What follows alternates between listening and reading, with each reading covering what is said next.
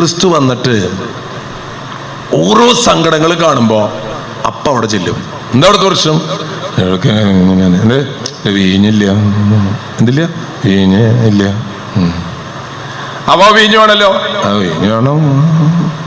ആ വെള്ളം ആ നിറച്ചു ആ കൊണ്ടുകൊടുക്ക്. വീഞ്ഞായ പിന്നെ കുടിച്ചോക്ക്. വീഞ്ഞായല്ലോ, കഴിഞ്ഞില്ലേ പ്രശ്നം? അത് കഴിഞ്ഞു. എന്താ പ്രശ്നം? അല്ലേ കുറെ ആൾക്കാരുണ്ട്. എന്താ പ്രശ്നം? ഒന്നുമില്ല. എന്ത് തിന്നാ ഒന്നുമില്ല ഇല്ലേ? എന്തുണ്ട് അതില്? അതിപ്പോ അന്വേഷിക്കേ. 2 അപ്പം 5 മീനോ, 5 അപ്പം 2 മീനോ ഇങ്ങോട്ട് കൊണ്ടുവന്നു കൊടുക്കങ്ങട്. ആ കൊടുത്തു.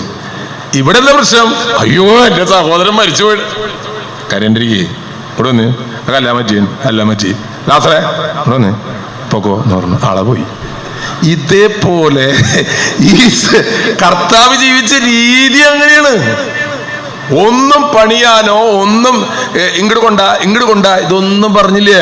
എന്താ പ്രശ്നം? അവിടെ ചെല്ലുക. പിതാവേ, ഇവർക്ക് നീയാണ് എന്നെ അയച്ചതെന്ന് ഒന്ന് മനസ്സിലാക്കി കൊടുക്കണം. അതിന് വേണ്ടിട്ട് പറയണേ. എന്താ പറയണേ? ലാസറിനെ ഒന്ന് എഴുന്നേൽപ്പിക്കാൻ പറഞ്ഞു. ലാസർ എഴുന്നേറ്റു. ഇപ്പൊ മനസ്സിലായിടാ എന്ത് പിതാവാണ് എന്നെ അയച്ചതെന്ന്. മനസ്സിലായി. അത് മനസ്സിലായി മതി. അപ്പോൾ യേശു ക്രിസ്തു ജീവിച്ചത് സ്വന്തം ഒരു കാര്യത്തിനും വേണ്ടി ജീവിച്ചാൽ ക്രിസ്ത്യാനി എന്ന് പറഞ്ഞാൽ അതാണ്.